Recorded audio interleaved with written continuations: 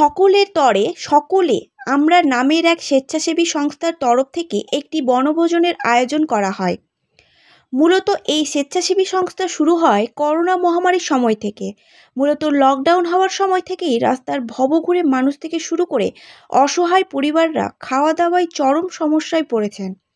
আর সেই সময় মুর্শিদাবাদের ফারাক্কায় এই স্বেচ্ছাসেবী সংস্থার সদস্যরা এই সব দুস্থ অসহায় ভবঘুরে মানুষদের পাশে খাবার নিয়ে পৌঁছে যান। এই স্বেচ্ছাসেবী সংস্থার 4 বছর ধরে মানুষের পাশে রয়েছে। এই স্বেচ্ছাসেবী সংস্থা শুধু মানুষের পাশে দাঁড়ানো নয়, পাশাপাশি বৃক্ষরোপণ থেকে শুরু করে রক্তদান শিবিরের মতো মহৎ কাজ করে চলেছেন। আজকের এই বনভোজনের মধ্যে দিয়ে সমাজের উদ্দেশ্য কী বার্তা দিলেন চলুন দেখে নেওয়া যাক। সোশ্যাল মিডিয়া ও ফারাক্কার বিভিন্ন এরিয়ায় দেখতে পাবেন বাগদাওড়ায় রয়েছে, সেখানে সবাইকে ভীত সন্ত্রস্ত করে রেখেছে। আসলে এই ভয়টা আমাদের সেই ছোটবেলা থেকে মনের মধ্যে ঢুকিয়ে দেওয়া হয়েছে। কখন বলুন তো, আপনি যখন সে পড়তেন, বলছে অয় অজগর আসছে তেড়ে, ওই যে অয় অজগর তেড়ে এলো, সেইখান থেকে কিন্তু ভয় মনের মধ্যে ঢুকে আছে। সাপ মানেই তেড়ে আসবে, এবার এসে কামড়াতে পারে। আর কামড়ালে তো আমি গেছি, কিন্তু ব্যাপারটা আদেও না এরকম নয়। সাপ আমাদের থেকে বেশি ভীতু।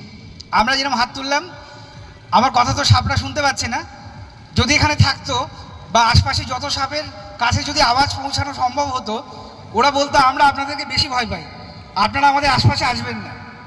সাপ কিন্তু আমাদেরকে অ্যাভয়েড করতে চায়।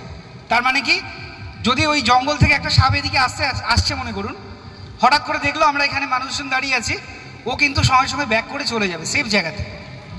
এবার কখনো কখনো ব্যাঙ তাড়া করতে গিয়ে, ইঁদুরকে তাড়া করতে গিয়ে ওরা আমাদের ঘরে বাড়ি ঢুকে পড়ে। ফলে বিচুলি বা খড় রেখে দিই যেই জায়গাগুলোতে ইঁদুর থাকার একটা জায়গা, তাদেরকে খাওয়ার জন্য কিন্তু ওরা আমাদের কাছাকাছি চলে আসে।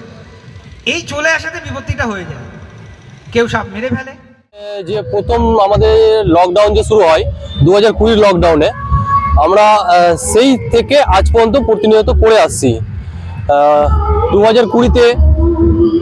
2020-তে যখন আমাদের ভারত সরকার লকডাউন ডেকে দেয়, তখন বিভিন্ন যে ভবঘুরে যে পাগল, অসহায় বা যারা নিত্য যাত্রী, যেমন নিউ ফারাক্কা রেলওয়ে স্টেশনে হোটেল বন্ধ হয়ে যাওয়ার কারণে তারা খাবারের প্রচণ্ড প্রবলেম হচ্ছিল, এবং পশু পাখি যেমন গরু, কুকুর এদের খাবারের প্রবলেম হচ্ছিল। সেই সব থেকে আমরা সেইগুলো আমরা দেখে আমাদের যে 2 নম্বর নিষিদ্ধা কলোনি এবং পুরো ফারাক্কা সবাই মিলে আমরা একটা আলোচনার মাধ্যমে বসলাম যে এই সব দিক থেকে কি করা যায়। তারপর থেকে আমরা যত সব ভাই দাদা, আমার থেকে অনেক সিনিয়র আছে, অনেকজন আছে, আমাদের সবাই পুরো ফারাক্কা আমাদের পাশে থেকেছে। তাদেরকে সবার সহযোগী নিয়ে আমরা সেই সব মানুষের কাছে আমরা যতটা সম্ভব পেরেছি পৌঁছেছি, সে রাত হোক বা দিন হোক, এবং আমরা এখনো পর্যন্ত সেটা যাচ্ছি। তো সেভাবে আমরা চালিয়ে যাচ্ছি। প্রথমত আমরা শুরু করেছিলাম শুধুমাত্র যাদের লকডাউনে যাদের খাবার দিয়ে, মানে অন্ন সেবা দিয়ে। তো অন্ন সেবা থেকে শুরু করে আমাদের বিভিন্ন কাজ হয়েছে, যেমন বৃক্ষরোপণ, গঙ্গা সাফাই অভিযান, তারপর পাগলদের পরিষ্কার করা, চুলদাড়ি কাটা, ব্লাড ডোনেশন ক্যাম্প, তারপর এই যে ঠান্ডাতে কম্বল বিতরণ, তারপর আমাদের পাশের গ্রামে যে আদিবাসী গ্রাম আছে সেখানে স্কুল, তাদের পড়াশোনার জন্য একটা ছোট আমরা স্কুল করেছি যতটা সম্ভব, এবং গ্রামের বাচ্চাদের পুষ্টিকর আহার বিতরণ, আমরা সমস্ত কাজ মোটামুটি করে এসেছি যতটা সম্ভব। এবং আরো অনেক কাজ আছে, পশু পাখিদের সেবা করা। এই অনুষ্ঠানের মধ্যে যে বার্তা কি দিতে চাইছেন সাধারণ পাবলিকদের?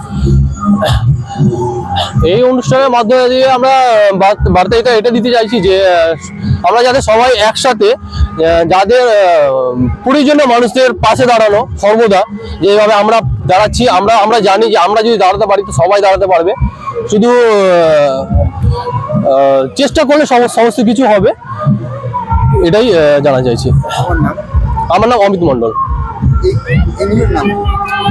গ্রুপের নাম হচ্ছে সকলে তরে সকলে আমরা।